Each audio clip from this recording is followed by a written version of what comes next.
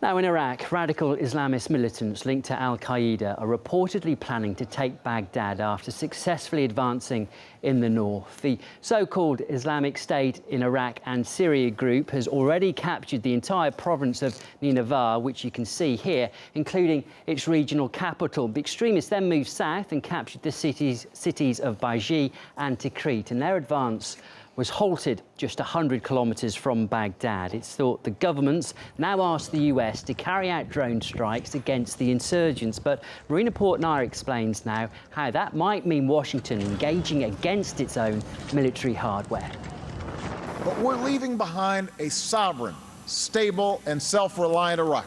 2.5 years later, the people America left behind are running away, fleeing for their lives. Around 500,000 people have already escaped from Iraq's second city, Mosul, after the ISIL forced the army to retreat. Reports say gunmen have also seized a nearby oil refinery town. Iraq's Prime Minister calling for a state of emergency after hundreds of gunmen took control of strategic parts of the northern city of Mosul. By Wednesday, militants had seized the Turkish consulate in Mosul, kidnapping the head of diplomatic mission and 24 staff members. Some 30,000 Iraqi soldiers reportedly turned and ran as militants from the Islamic State of Iraq and Syria, known as ISIS, moved in, unleashing an all-out assault on the city. They've taken control of hospitals, police stations. They have taken control of ammunition dumps and weapons stores that the fleeing government forces have left behind. Many of the abandoned weapons and military hardware now in the hands of hardline terrorists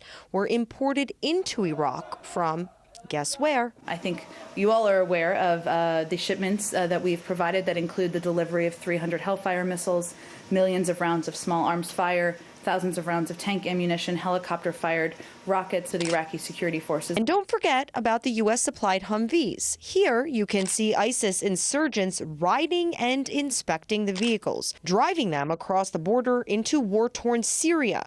Critics call it an unintended consequence of the U.S. war in Iraq coming home to roost. There weren't any real sizable organized militant groups in Iraq until al-Qaeda of the Mesopotamia arose to fight back at the U.S. invasion. To help the army, we've trained them for 8 years, and that didn't seem to work.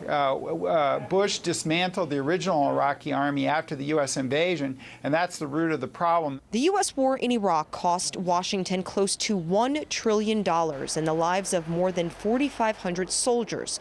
Hundreds of thousands of Iraqis have reportedly been killed while the U.S. was looking for WMDs and spreading democracy. The unified and competent Iraqi military that was allegedly established has buckled.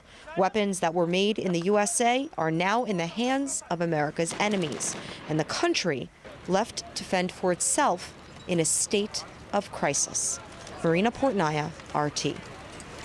Well, at least 2 million people have been displaced by the violence, and there are also reports of mass beheadings being carried out by the extremists. Investigative journalist Robert Parry, who is a Middle East specialist, believes Iraq is collapsing and the US should take responsibility.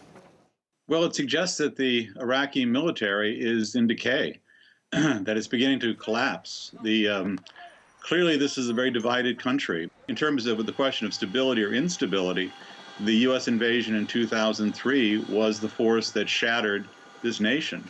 And it's been hard to imagine how it was going to be put back together in any meaningful way since then. You had even someone like then Senator Joe Biden, now the vice president, suggesting some years ago that the country should be divided in three, that you should have a Sunni section, a Shiite section, and a Kurdish section. And it seems to be moving in that direction.